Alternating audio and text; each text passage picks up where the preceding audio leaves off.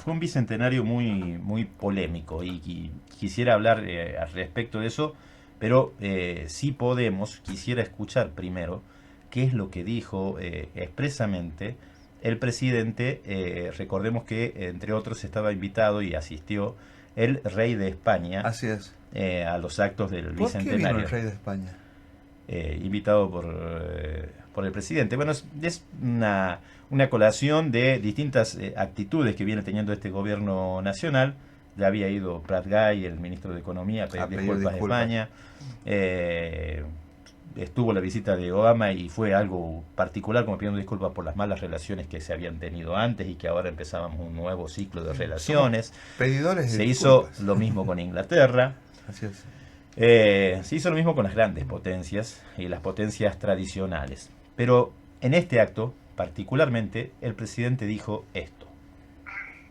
Y sentir lo que sentirían ellos en ese momento. Claramente deberían tener angustia de tomar la decisión, querido rey, de separarse de España.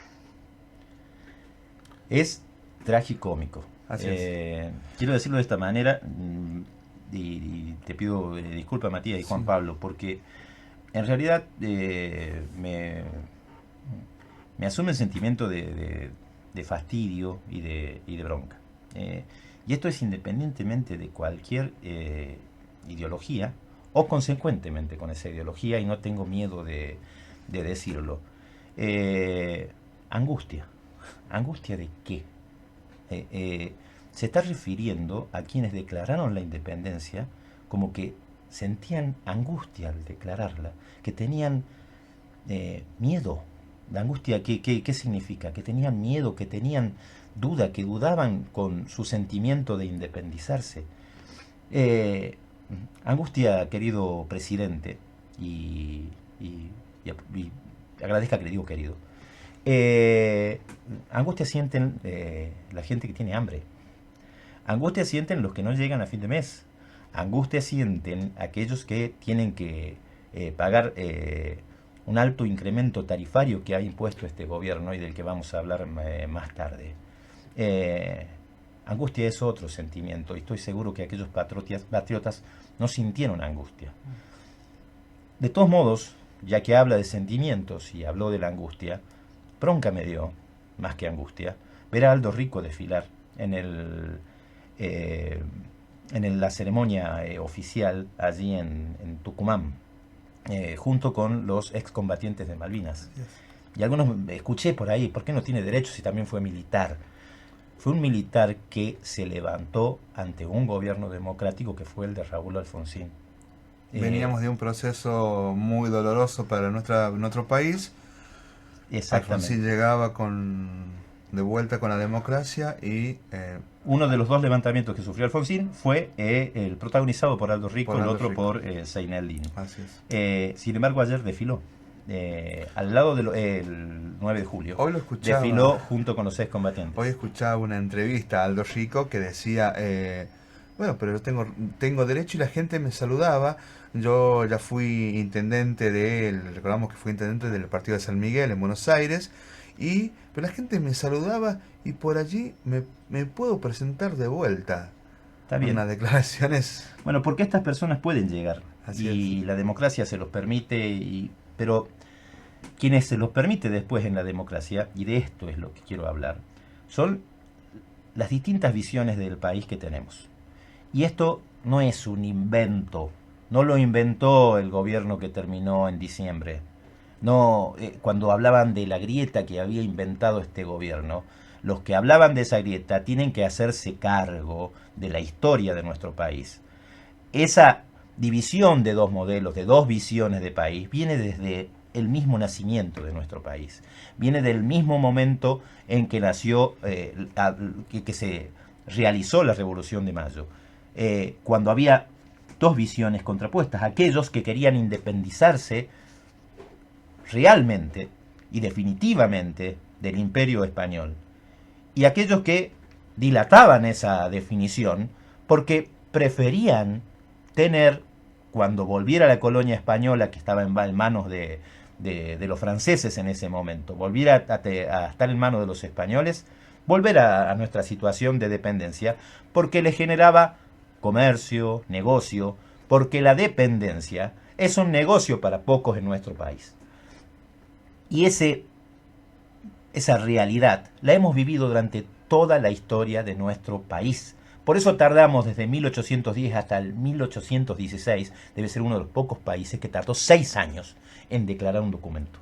Cuando ya nos habíamos rebelado y habíamos generado la revolución, y hubo una guerra de la independencia que la siguieron defendiendo los que realmente defendían esa y tenían esa determinación. Hay dos modelos de país, hay dos visiones de país que nos han acompañado durante toda la historia, y esto no lo podemos negar. Llámenle unitarios y federales, llamémosle azules y rojos, llamémosle derechos y izquierdos, pero en realidad deberíamos llamarle independencia y dependencia. Sí. Con una pequeña observación, es decir, el Imperio Español en 30, 40 años perdió toda su mayoría de posesiones a ultramar, le quedó solamente posiciones en África y en Asia en menor medida, mientras que el Imperio Británico tardó más de 150 años en perder todas sus posiciones y que hasta hoy tiene posiciones coloniales. Es decir, inclusive en nuestro país. Inclusive en nuestro país somos parte de una enajenación que tuvimos en nuestro territorio, es decir, uno ve la historia que se enfrentamos contra un imperio devaluado y en decadencia como era el Imperio Español. Pero aún eso, Juan Pablo, y te lo digo de verdad y desde lo profundo de lo que siento, porque hasta llegué a escuchar muchas veces en mi vida que ojalá nos hubieran dominado los ingleses y no los españoles, y seríamos otro país. Esa definición cultural que tenemos de querer seguir dependiendo, porque parece que depender es mejor, es algo que arrastramos durante toda la vida.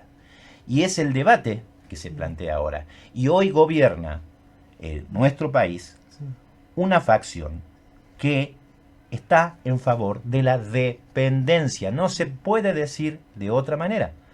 Los pedidos de disculpas, los disfraces de angustia de los independizadores, nuestro presidente diciendo eso, significa que hay una facción que quiere volver al modelo de dependencia que genera un negocio millonario para muchos pocos y que genera mucha pobreza para el resto del pueblo argentino y para todo Latinoamérica. Esto ya pasó, ya sucedió, ha sucedido durante nuestros 200 años de vida.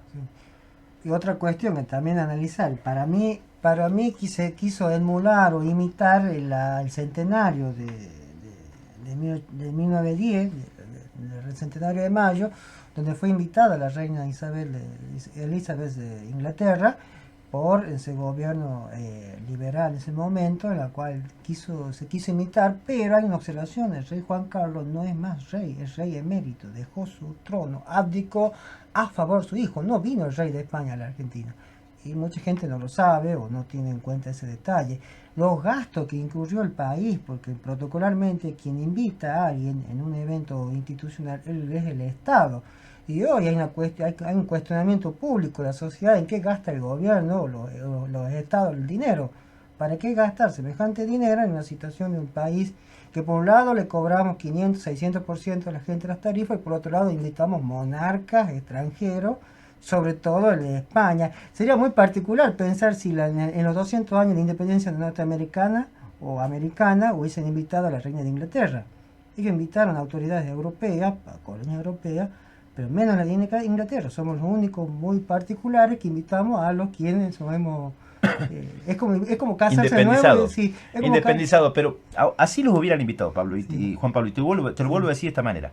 Así, a mí no me molesta que haya venido y así fuera el rey auténtico, así hubiera Carlos, así viniera el que viniera, ¿sí?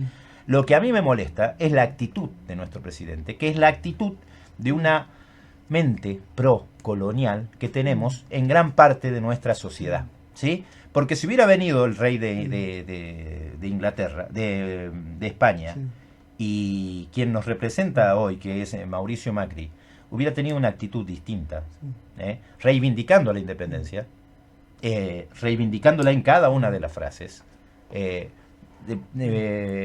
Juan Domingo Perón tuvo relaciones con España, ¿sí? Sin embargo, nunca entregó nuestra independencia en ninguno de sus discursos. Y algunos dicen, bueno, pero es una frase y es nada más. Los símbolos son los que definen el modelo de país que queremos. Vos recién citabas lo de 1910. Sí. Yo recuerdo un documental que vi En cuando estado era de niño sitio. en Sí. estado de sitio. Recuerdo un documental que vi cuando tenía 11 o 12 años, en pleno gobierno democrático que iniciaba la democracia de nuevo con Raúl Alfonsín. Ese documental se llamaba República Perdida. Y ahí se veía un recorrido de desde 1900 hasta el advenimiento de la democracia, hasta el último gobierno militar. En ese recorrido vos veías los símbolos, cómo iban cambiando. Vos veías los desfiles de Roca o en el gobierno de Aramburu, en donde las figuras que representaban ese desfile eran Saavedra, eran Mitre, eran Sarmiento. Vos veías las figuras que estaban en los desfiles de Perón y eran San Martín, Belgrano, Facundo Quiroga y el Chacho Peñalosa. Eso no es un cuento, no es que según quién está te lo cuenta, es la realidad de nuestro país.